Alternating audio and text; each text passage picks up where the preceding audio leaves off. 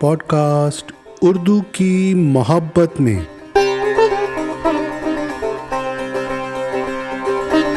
Episode 27 27ویں قسط۔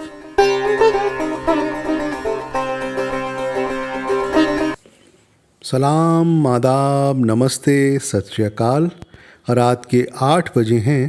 میں دیو ہندوی آپ سب کا ادب و سخن کی اس محفل میں استقبال کرتا ہوں اور خوش آمدید کہتا ہوں۔ اردو کی اس محفل میں آپ سے ملاقات ہوگی، بات ہوگی ہر شکروار اور شنیوار، یعنی ہر جمعے اور ہفتہ رات 8 بجے۔ ہم بات کریں گے ہر اس بات پر جو بات اردو سے جڑی ہو، چاہے وہ شاعری ہو یا لٹریچر، تاریخ ہو یا لطیفے یا کچھ اور۔ یہ طے ہے کہ بات مزیدار ہوگی، ایسی باتیں جو دل کو چھو جائیں اور لمبے عرصے تک یاد آتی رہیں اور دل کو گدگداتی رہیں۔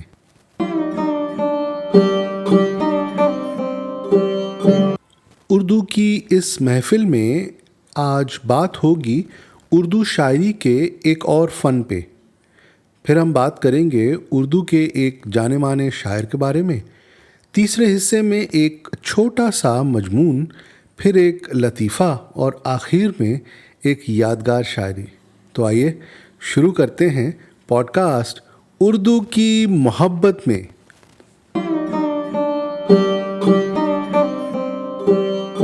آج ہم بات کریں گے اردو زبان کے ایک اور فن کے بارے میں۔ جیسا کہ ہم کچھ فنوں کے بارے میں ذکر کرتے آئے ہیں، مثال کے طور پر داستان گوئی، ضلع، پھپتی اور تک بندی وغیرہ، ریختہ کا ذکر بھی ہم کرائے ہیں۔ اسی طرح ایک گروہ ڈنڈے والوں کا بھی تھا۔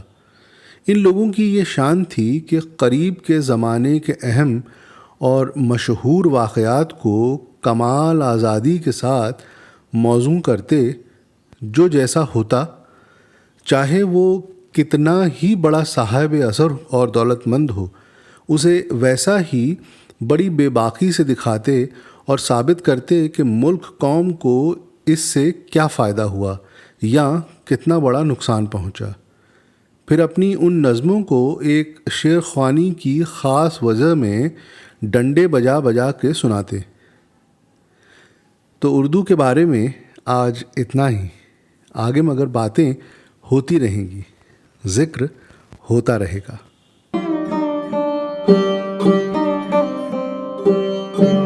پوڈ کاسٹ کے اس حصے میں ہم آج بات کریں گے اردو کے ایک عظیم شاعر پنڈت ہری چند اختر کے بارے میں۔ 1900 میں ہوشیار پور کے صاحبہ میں پیدا ہوئے تھے اختر۔ پورا نام تھا پنڈت ہری چند۔ اختر کو بچپن سے ہی شاعری سے بے حد لگاؤ ہو گیا تھا۔ پہلے انہوں نے شرما تخلص اختیار کیا، مگر پھر حفیظ جالندھری سے ملنے کے بعد وہ ان کے شاگرد ہو گئے اور اختر نام سے لکھنا شروع کر دیا۔ اگر تیری خوشی ہے تیرے بندوں کی مسرت میں، اگر تیری خوشی ہے تیرے بندوں کی مسرت میں، تو اے میرے خدا تیری خوشی سے کچھ نہیں ہوتا۔ اختر نے پنجاب یونیورسٹی لاہور سے انگریزی میں ڈگری حاصل کی۔ انہوں نے لاہور سے چھپنے والے اخبار کے لیے صحافیت بھی کی اور ہندوستان کی تقسیم کے بعد انہوں نے پنجاب ودھان سبھا کے لیے کام کیا۔ ان کی شاعری میں طنز بھی ہے اور مزاح بھی۔ انہیں دیکھا تو زاہد نے کہا ایمان کی یہ ہے، انہیں دیکھا تو زاہد نے کہا ایمان کی یہ ہے کہ اب انسان کو سجدہ روا ہونے کا وقت آیا۔ 1958 میں اختر کے اس دنیا سے کوچ کر جانے کے بعد ان کے دوست عرش ملسیانی نے ان کے کلام کو اکٹھا کیا اور اسے کفر و ایمان کے نام سے شائع کروایا۔ مجھ کو دیکھا پھوٹ کے رویا، اب سمجھا سمجھانے والا۔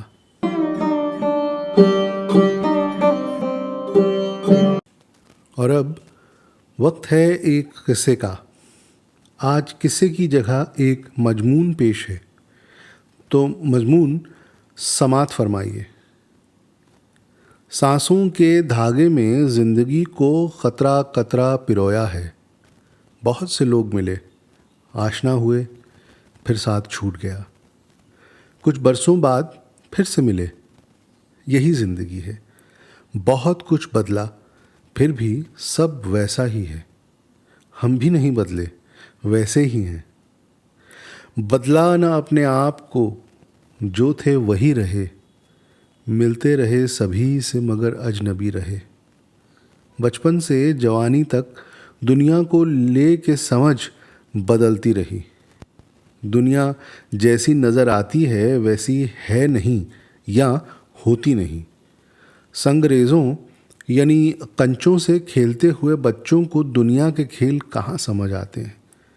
ہمارے میاں جان ہم سے اکثر کہا کرتے تھے کہ نیند سے آنکھ کھلی ہے، ابھی دیکھا کیا ہے، دیکھ لینا ابھی کچھ دیر میں دنیا کیا ہے۔ سچ ہے کہ جب اصل دنیا کی دھوپ چھاؤں بارش سے دو چار ہونے کی نوبت آتی ہے، تب پتہ چلتا ہے کہ جس فنتاسی کی دنیا میں ہم جی رہے تھے، یہ دنیا ویسی نہیں ہے۔ سدرشن فاقر کا ایک شعر مجھے یاد آ گیا اس بات پہ کہ ہم تو سمجھے تھے کہ برسات میں برسے گی شراب، ہم تو سمجھے تھے کہ برسات میں برسے گی شراب، آئی برسات تو برسات نے دل توڑ دیا۔ جناب اعلیٰ بھیگ گئے اور زکام ہوا سو الگ۔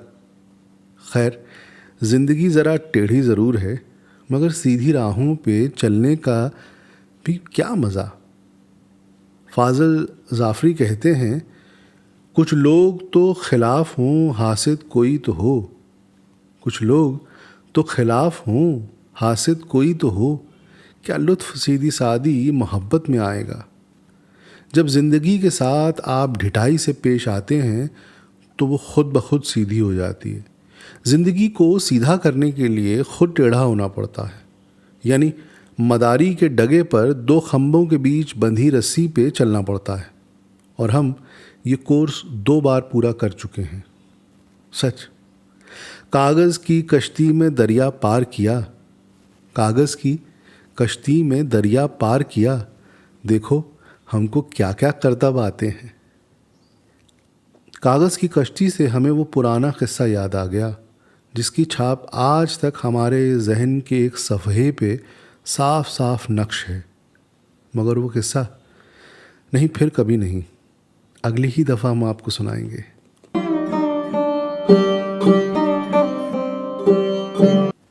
اب ایک لطیفہ سنیے۔ گوپی ناتھ امن کے فرزند کی شادی تھی۔ انہوں نے دلی کے دوست شاعروں کو بھی آمنترت کیا، ان میں کنور مہندر سنگھ بیدی بھی شریک تھے۔ ہر شاعر نے صحرا یا دعائیا، قطع یا ربائی سنائی۔ امن صاحب نے بیدی صاحب سے درخواست کی کہ آپ بھی کچھ ارشاد فرمائیے، تو بیدی صاحب نے یہ شعر فی البدیہہ کہہ کر پیش کر دیا۔ جناب امن کے لخت جگر کی شادی ہے، جناب امن کے لخت جگر کی شادی ہے، مگر غریب کو کس جرم کی سزا دی ہے۔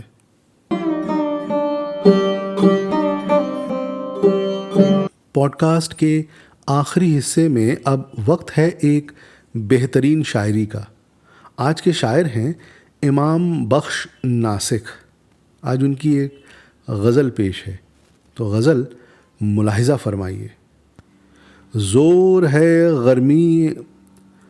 ہے گرمی بازار تیرے کوچے میں، زور ہے گرمی بازار تیرے کوچے میں، جمع ہے تیرے خریدار تیرے کوچے میں، دیکھ کر تجھ کو قدم اٹھ نہیں سکتا اپنا، دیکھ کر تجھ کو قدم اٹھ نہیں سکتا اپنا، بن گئے صورت دیوار تیرے کوچے میں، پاؤں پھیلائے زمیں پر میں پڑا رہتا ہوں، پاؤں پھیلائے زمیں پر میں پڑا رہتا ہوں، صورت سائے دیوار تیرے کوچے میں، گو تو ملتا نہیں پر دل کے تقاضے سے ہم، گو تو ملتا نہیں پر دل کے تقاضے سے ہم، روز ہو آتے ہیں 100 بار تیرے کوچے میں، ایک ہم ہیں کہ قدم رکھ نہیں سکتے ورنہ، ایک ہم ہیں کہ قدم رکھ نہیں سکتے ورنہ، اینٹتے پھرتے ہیں اغیار تیرے کوچے میں، پاسبانوں کی طرح راتوں کو بے تابی سے، پاسبانوں کی طرح راتوں کو بے تابی سے نالے کرتے ہیں ہم اے یار تیرے کوچے میں، آرزو ہے جو مروں میں تو یہیں دفن بھی ہوں، آرزو ہے جو مروں میں تو یہیں دفن بھی ہوں، ہے جگہ تھوڑی سی درکار تیرے کوچے میں، گر یہی ہے تیرے ابرو کے اشارے قاتل، گر یہی ہیں تیرے ابرو کے اشارے قاتل، آج کل چلتی ہے تلوار تیرے کوچے میں، حال دل کہنے کا ناسخ جو نہیں پاتا بار، حال دل کہنے کا ناسخ جو نہیں پاتا بار، پھینک جاتا ہے وہ اشعار تیرے کوچے میں، پھینک جاتا ہے وہ اشعار تیرے کوچے میں۔ یہ ناسخ ہیں، بہت خوب غزل کہی ہے۔ سامعین، اس پوڈ کاسٹ کا مقصد ہے ان تمام لوگوں سے جڑنے کا جنہیں اردو سے محبت ہے، جنہیں شاعری سے لگاؤ ہے، جو ادب اور آداب میں دلچسپی رکھتے ہیں۔ یہ پوڈ کاسٹ یوٹیوب چینل دیو ہندوی پر بھی آپ پا سکتے ہیں، جلد ہی یہ iTunes پر بھی ملے گی۔ اگر آپ کو یہ کوشش پسند آئی تو اسے لائک ضرور کیجیے گا اور کمنٹس میں اپنے خیال بھی ظاہر کیجیے گا، اس سے اس پوڈ کاسٹ کو بہتر بنانے میں مدد ملے گی۔ بھول مت جائیے گا، ہمیں انتظار رہے گا۔ اور ہاں، اگر آپ کو کوئی بات لفظ یا معنی سمجھ نہ آ رہا ہو تو آپ یوں کر سکتے ہیں، اگر آپ اسے یوٹیوب پر سن رہے ہیں یا فیس بک پر سن رہے ہیں تو نیچے تبصرے یعنی کمنٹ کے لیے جو جگہ ہے وہاں پر اپنی بات لکھ دیں، آپ کو جواب ملے گا۔ اور ہاں، پیج اور چینل کو پسند یعنی لائک کرنے کی عنایت بھی ضرور فرمائیے گا۔ تو خواتین و حضرات، اب وقت ہے آپ سے اجازت لینے کا۔ آپ خوش رہیں، سلامت رہیں، خدا محفوظ رکھے ہر بلا سے۔